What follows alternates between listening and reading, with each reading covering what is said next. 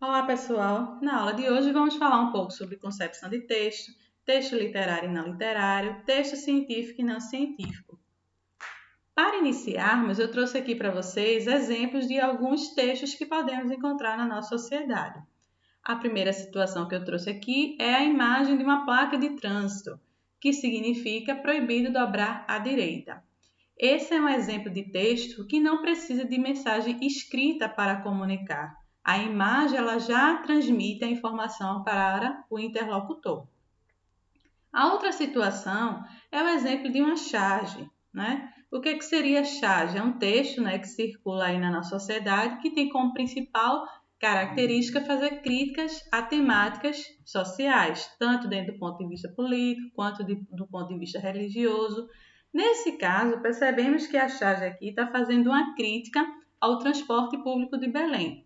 Entendemos essa informação tanto pela escrita, né, da frase Belém terá ônibus grátis, quanto pela imagem que mostra uma pessoa esperando o transporte público por muito tempo. Né? Então, faz uma crítica a esse tipo de transporte que está sendo oferecido em Belém, que certamente demora muito a chegar ou nunca chega. Né? Então, essa é a informação que pode ser passada para nós interlocutores.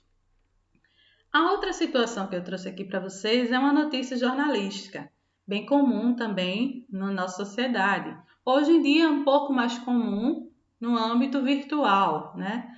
No meio online, que diz o seguinte, no caso dessa notícia: jovem encontra carteira com R$ 550 e devolve ao dono.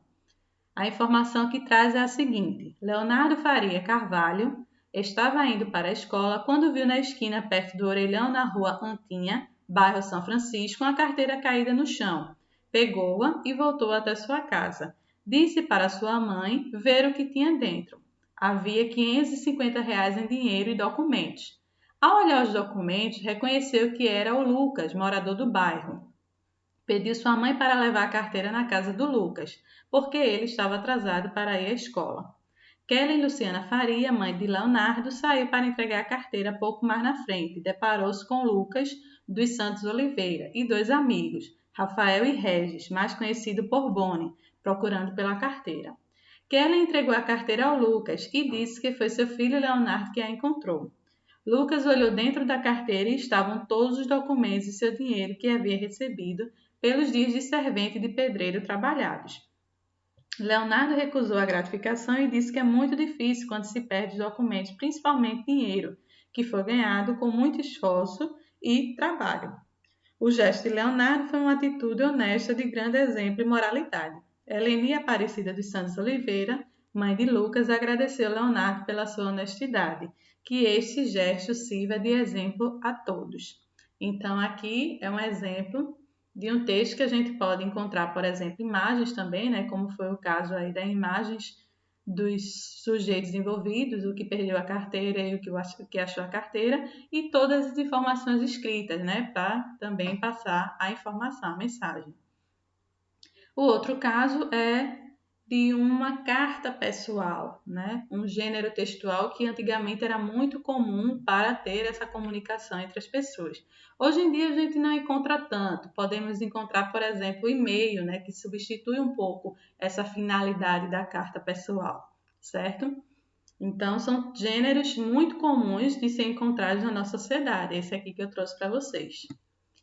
Então, o que seria texto literário e não literário? Devemos considerar que o texto literário tem uma dimensão estética, plurissignificativa e de intenso dinamismo, que possibilita a criação de novas relações de sentido com predomínio da função poética da linguagem.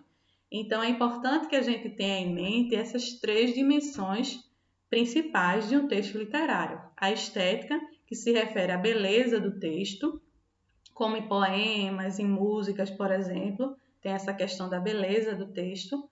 A plurissignificativa, que é essa questão de você ter vários significados dentro daquele texto. E o dinamismo, né? Que no caso, por exemplo, de poema, nós encontramos as rimas, né? No caso das músicas, tem toda uma sonoridade, uma musicalidade. Então, esse dinamismo próprio de textos literários. A produção de um texto literário implica a valorização da forma, a reflexão sobre o real, a reconstrução da linguagem, a plurissignificação, que foi o que falamos agora há pouco, a intangibilidade da organização linguística. Então, essas são características fundamentais quando se trata de um texto literário. Mais à frente vamos ver alguns exemplos. Por exemplo, aqui eu trouxe para vocês um poema chamado O Açúcar, que diz o seguinte: o branco açúcar que adoçará meu café nesta manhã de Ipanema não foi produzido por mim nem surgiu dentro do açucareiro por milagre. Vejo puro e afável ao paladar, como beijo de moça, água na pele, flor que se dissolve na boca, mas este açúcar não foi feito por mim. Este açúcar veio da mercearia da esquina e tampouco fez o Oliveira, dono da mercearia.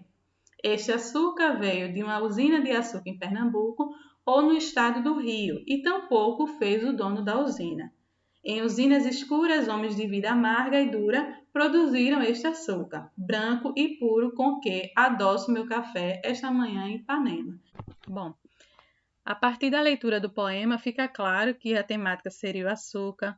O eu lírico ele descreve um pouco sobre essa trajetória de produção do açúcar, só que ele faz isso de forma lírica, por exemplo, comparando o paladar causado pelo açúcar com o beijo de uma moça. Então fica clara aí a linguagem figurada, né? Que a gente pode observar na segunda estrofe. Além disso, também há uma crítica em relação às condições de produção de homens que trabalham em usinas, como ele faz aí na quarta estrofe, quando diz: em usinas escuras, homens de vida amarga e dura produziram este açúcar. Então, percebemos que o perfil, né, do Ferreira Goulart é um perfil de um poeta crítico, né, bem próprio de autores do modernismo, do qual ele também fazia parte. Então, a gente observa que é um texto literário, né, tem toda a questão da forma, feito em estrofes, em versos, trazendo rimas, certo? Tem esse contexto de plurissignificação, como a gente analisou agora, essa questão da comparação, né, do açúcar com o beijo da moça, a figura de linguagem. Então, aí fica claro como seria, por exemplo, um texto literário. No próximo exemplo que temos é um texto, na verdade é um verbete, um gênero textual chamado verbete, que ele vai trazer significado sobre um determinado vocabulário. Então, por exemplo, eu trouxe também um verbete falando sobre a cana-de-açúcar para vocês observarem a diferença do texto que nós acabamos de ver, que seria o texto literário. Esse verbete está localizado na obra Brasil, Sociedade e Espaço, do autor J.W. Visentini. Foi publicado pela editora Ática, em São Paulo, em 1992 e pode ser encontrado na página 106, certo? Então, o que é que trata esse verbete sobre cana-de-açúcar? Ele diz o seguinte: originário da Ásia, a cana-de-açúcar foi introduzida no Brasil pelos colonizadores portugueses no século XVI. A região que, durante séculos, foi a grande produtora de cana-de-açúcar no Brasil é a zona da Mata Nordestina, onde os férteis solos de Massapé, além da maior distância em relação ao mercado europeu, propiciaram condições favoráveis a esse cultivo. Atualmente, o maior produtor nacional de cana-de-açúcar é São Paulo, seguido de Pernambuco, Alagoas, Rio de Janeiro e Minas Gerais. Além de produzir o açúcar, que em parte é exportado e em parte abastece o mercado interno, a cana serve também para a produção de álcool, importante nos dias atuais como fonte de energia e de bebidas. Então, observem que a forma como foi escrita esse texto, né? Como foi escrito esse texto, é bem diferente do poema que nós acabamos de ler. Apesar de ter a mesma temática, o poema é um texto de características literárias e já esse verbete é um texto que se configura não literário. Ok? Bom, a segunda situação que eu trouxe aqui para vocês observarem a diferença entre texto literário e texto não literário seria, por exemplo, essa obra aqui de Portinari, conhecida como Os Retirantes, e a outra imagem é a fotografia de crianças na África. Observamos que a temática é o mesmo, ou seja, a fome, a pobreza, o descaso social, né, e político perante essas pessoas, só que a forma como elas foram representadas são diferentes. Enquanto na obra pintada por Portinari, observamos aqui a questão das formas não muito precisas, né, das pessoas pintadas aqui, os retirantes. Então, dá margem aí a inúmeros significados, ao que chamamos de plurissignificação. A estética, né, também trazida nessa imagem, enquanto que a imagem de crianças na África ela é uma imagem mais objetiva, ela mostra exatamente a situação, né, de subhumanidade dessas pessoas representadas na imagem.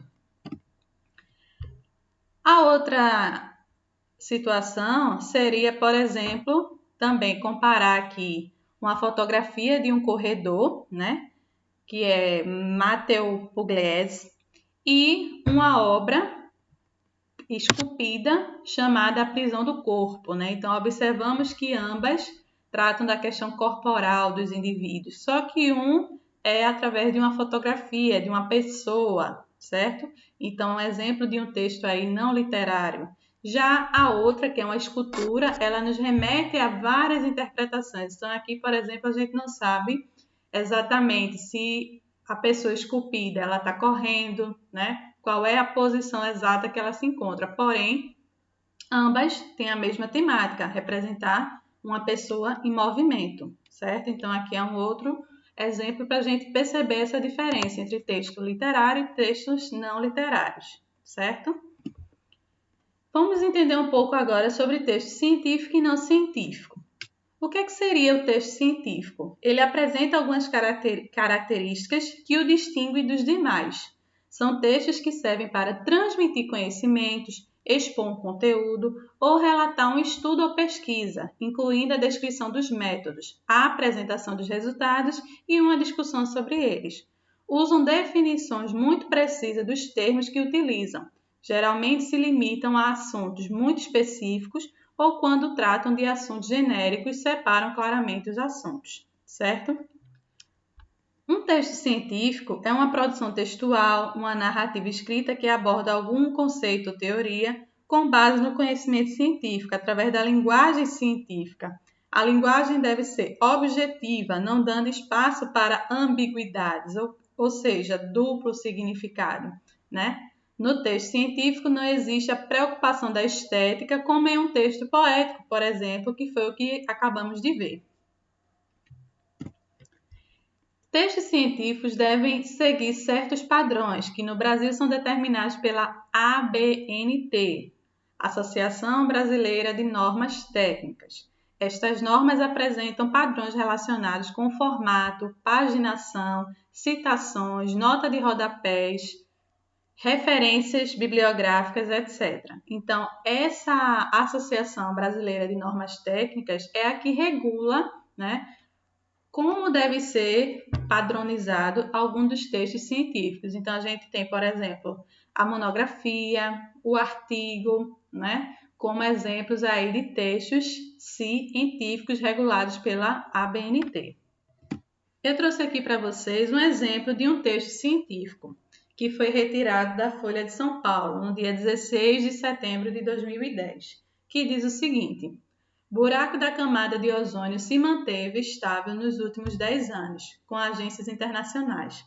A camada de ozônio, o escudo que protege a vida na Terra dos níveis nocivos de radiação ultravioleta, manteve-se estável na última década, conforme estudo elaborado pela Organização Mundial de Meteorologia, OMM, e o Programa das Nações Unidas para o Meio Ambiente, divulgado nesta quinta-feira. Meias antibióticas podem estimular emissões de gases estufa. Buraco de ozônio retém frio na Antártida, mostra relatório. Por esta avaliação científica sobre a camada de ozônio feita neste ano, a primeira atualização em 4 anos sobre o assunto, a aplicação do Protocolo de Montreal impediu um esgotamento maior da camada de ozônio e, ao mesmo tempo, apresentou valiosos benefícios secundários ao mitigar a mudança climática. O protocolo que regula o uso do CFC, ou seja, clorofluorcarboneto, foi aprovado em 1987 por cerca de 200 países. Os analistas preveem que, exceto nas regiões polares, a camada de ozônio se recupere antes de meados deste século, alcançando os níveis registrados antes de 1980. Na Antártida, porém, onde o buraco na camada de ozônio é grande, a recuperação será mais demorada e deve ocorrer somente no fim do século XXI. Na última década, o ozônio em nível global e nas regiões do Ártico e da Antártida não estão mais diminuindo, mas também não estão aumentando, salienta o estudo. Então, observamos aqui um exemplo, né, de texto científico, porque ele traz informações aqui científicas, né, ou seja, de autoridades no assunto sobre a questão do buraco da camada de ozônio, muito importante, né, dentro desse estudo. Bom, para finalizarmos, eu trouxe aqui um exemplo de um texto que ele nem é literário e nem é científico, para vocês compreenderem melhor, que seria, por exemplo, uma sinopse, que é um gênero textual que, na verdade, é um resumo, né, de um filme. Então, normalmente, quando a gente quer escolher um filme, a gente procura a sinopse, procura saber do que trata o filme, quais são os personagens envolvidos, para poder saber se temos interesse ou não de assistir aquele filme. Eu trouxe para vocês aqui a sinopse de um filme chamado Narradores de Javé. Ele é um filme brasileiro, super recomendo, vale a pena quem não assistiu, que diz o seguinte, na sinopse: somente uma ameaça à própria existência pode mudar a rotina dos habitantes do pequeno vilarejo de Javé. É aí que eles se deparam com o anúncio de que a cidade pode desaparecer sobre as águas de uma enorme usina hidrelétrica. Em resposta à notícia devastadora, a comunidade adota uma ousada estratégia. Decide preparar um documento contando todos os grandes acontecimentos heróicos de sua história, para que Javé possa escapar da destruição. Como a maioria dos moradores são analfabetos, a primeira tarefa é encontrar alguém que possa escrever as histórias. Então, esse é um filme muito bacana, eu já assisti, recomendo para vocês. E pela sinopse já dá para a gente entender que ele é bem interessante, certo? Então, pessoal, por hoje é só, né? Vamos aí mais à frente discutirmos um pouco o que a gente aprendeu hoje. Quem já sabia, foi bom que fez uma revisão, né, dos conhecimentos prévios que já tinha sobre essas discussões todas. E vamos agora debater e fazer uma atividadezinha para sintetizar tudo que aprendemos. Tá bom? Abraços, tchau, tchau.